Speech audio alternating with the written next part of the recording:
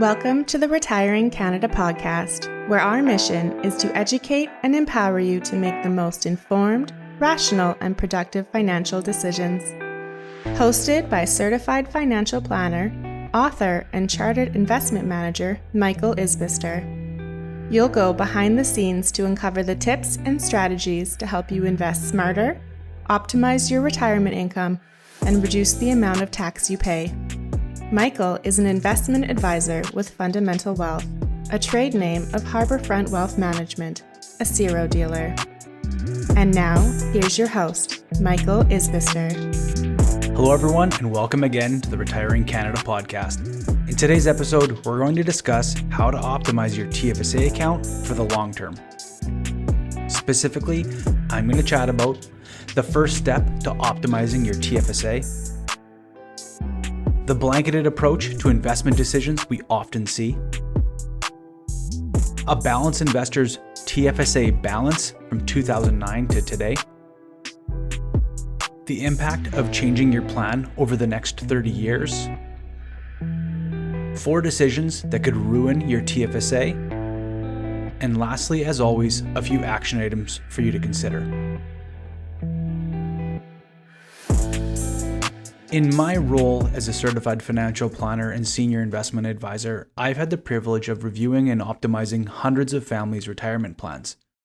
From investments, retirement income, tax, healthcare, and estate planning, we have streamlined our process for new clients and existing clients to provide massive value that outweighs the fees that we are paid.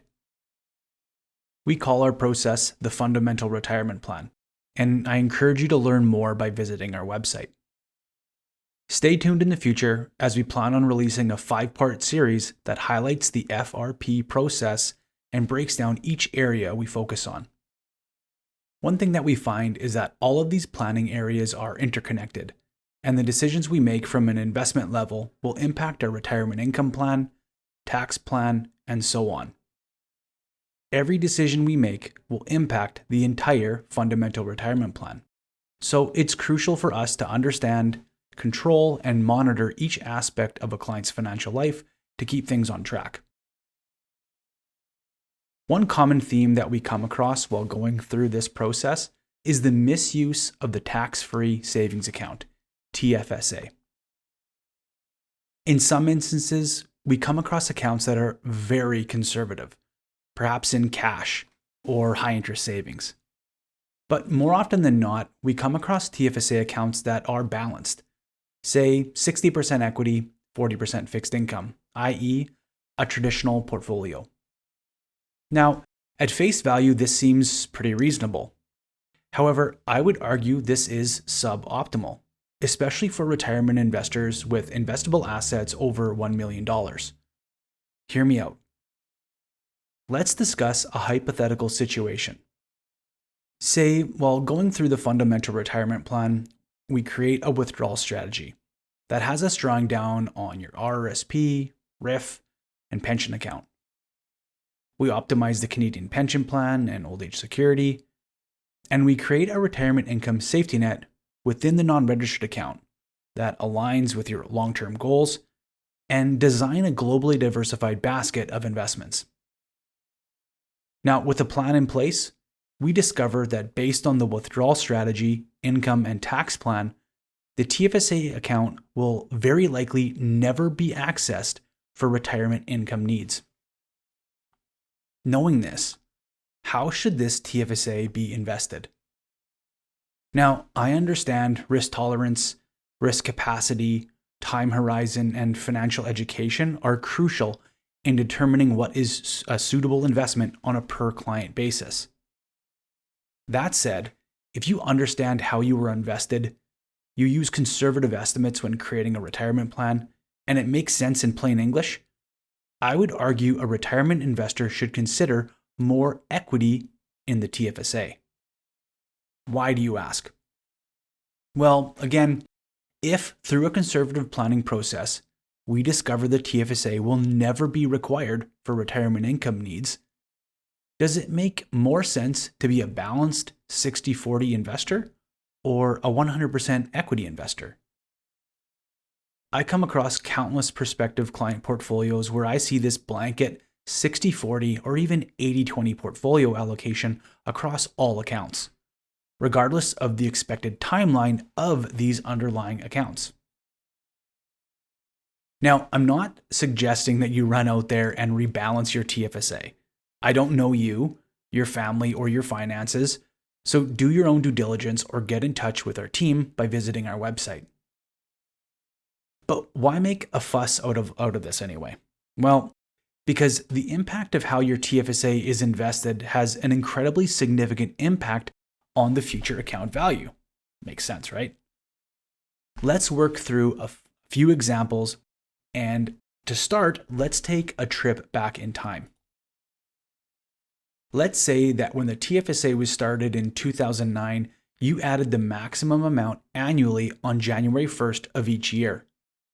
From a return standpoint, let's use the return history of the Dimensional Fund's 60/40 portfolio and Dimensional Fund's Global Equity portfolio. For the Dimensional 60/40 portfolio, the annualized rate of return net of investment fees since 2011 is 6.79%. For the Dimensional Global Equity portfolio, the annualized return net of investment fees since 2009 is 9.67. Now, you can check out these portfolios yourself by clicking the link in the episode description. Now, let's apply these assumptions to a yearly maximized TFSA since 2009 to the end of the year in 2005. We'll use the annualized return of 6.79% for the balanced 60/40 investor. The end result would be a TFSA account value of approximately $189,000 in December 2025. When we use similar parameters but now switch this investor from balanced to 100% equity, utilizing an annualized return of now 9.67%, this global equity investor would now have approximately $249,000 by the year-end 2025. This is a massive $60,000 difference in account values, thanks to the impact of consistency and compounding. What is your TFSA account value today? Is it close to the traditional balanced investor, $189,000? Likely not. Now, there are a number of reasons yours is likely lower than this. Perhaps it's because of high-fee mutual funds, suboptimal stock picking portfolios, not topping up the account at the beginning of each year, or maybe even just catching up on the account contributions as earlier years your cash flow was needed in other areas. Now, I get it. Hindsight is 2020. And financial planning best case scenarios and financial outcomes rarely align perfectly. Now, you might hear me tell you TFSA values like $189,000 or $249,000 and think I'm out to lunch. Or maybe you think, well, mine is only $130,000. I really missed out. Well, not all is lost. Think about it. If you are 55 or 60 years old today, you still have another 20, 30, or even 40 more years of TFSA contributions and growth. So there is still time. So making a change now can make a massive difference. Let's assume your TFSA account balance is close to $130,000 today. Let's then assume you contribute the current yearly maximum of $7,000 in January 1st of every year for the next 30 years. For simplicity purposes, we will assume the annual contribution limit never increases. In scenario 1, you have $130,000 in your TFSA today, and you stay a balanced investor, 60/40, even though it's determined the TFSA will never be accessed for retirement income purposes.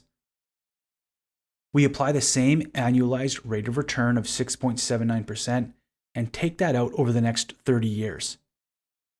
The expected balance at the end of these 30 years is approximately $1.6 million tax-free dollars.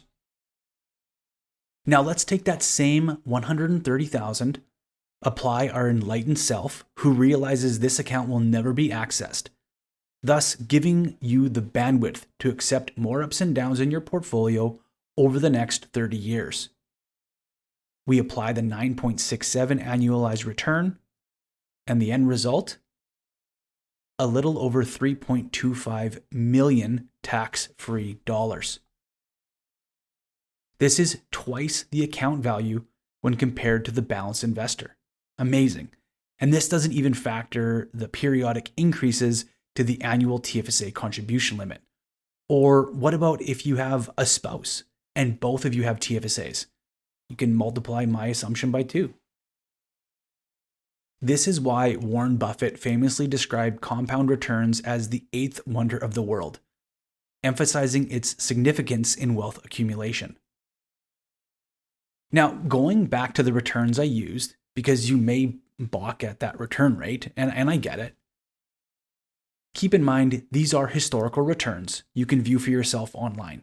And yes, historical returns do not guarantee future results.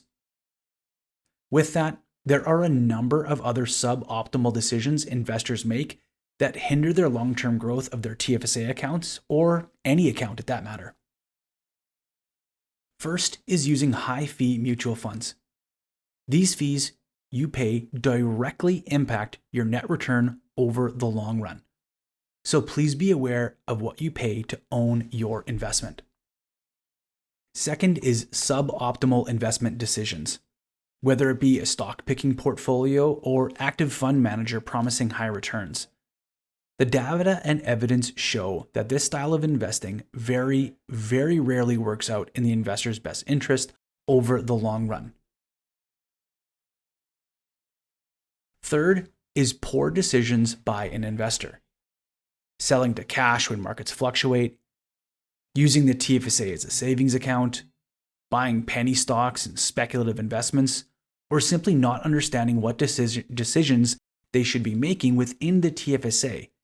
All of these can overall impact their retirement plan. And lastly is paying an advisor who does not provide value outside of just picking investments. I live in this world, the advice business, and it is my privilege and duty to be the custodian of your financial life. And in order for you to achieve your goals, we spend a great deal of time and focus ensuring the value of advice we provide is multiples more than the advisory fee you pay. Think about it. If the fundamental retirement plan gives you the confidence to fully invest your TFSA, which then results in an increased TFSA value of $1 million in the future compared to what your current trajectory is taking you, how much would you pay for that advice? This is why we created the fundamental retirement plan process. So if you've been thinking about connecting with us to see what we have to offer, I encourage you to reach out today. Your TFSA will thank you in the future. Now, whether you are a DIY investor or you work with an advisor currently, the decisions you make about how your TFSA is invested should never exist in a vacuum. Please do your own due diligence when choosing an investment, an advisor, or when making any financial decision, frankly. We are all a product of the decisions we make. In my opinion, the TFSA is the most valuable account to a Canadian investor. The Government of Canada has handed you an absolute gift, which is rare. The only catch is they didn't give you, the regular Canadian investor, an instruction manual on how to get the most value out of this account. And this is why it's crucial to understand how the decisions you make can result in an over $1 million difference in your individual TFSA account over the next 30 years. Okay, so that'll do it for today. Here are your action items. First off, if you don't have a well thought out retirement plan that gives you the confidence that you won't run out of money or you won't underlive, you know what to do. Lastly, crack open an investment statement. If you are a balanced investor, which I would say most retirement investors are, does this strategy apply across all of your accounts? TFSA, RRSP, RIF, LIRA, non-registered, etc. If so, that may make sense. However, if you find yourself with modest spending habits and retirement assets north of $1 million, you may be missing out on an opportunity to maximize your wealth.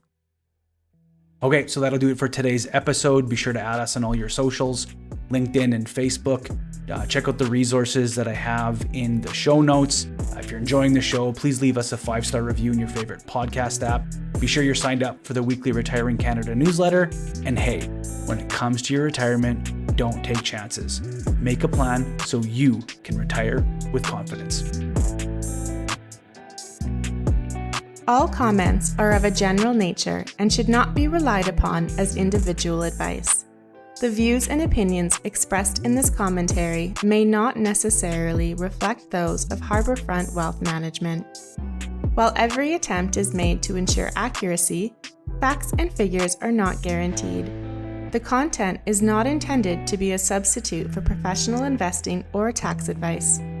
Please seek advice from your accountant regarding anything raised in the content of the podcast regarding your individual tax situation. Always seek the advice of your financial advisor or other qualified financial service provider with any questions you may have regarding your investment planning.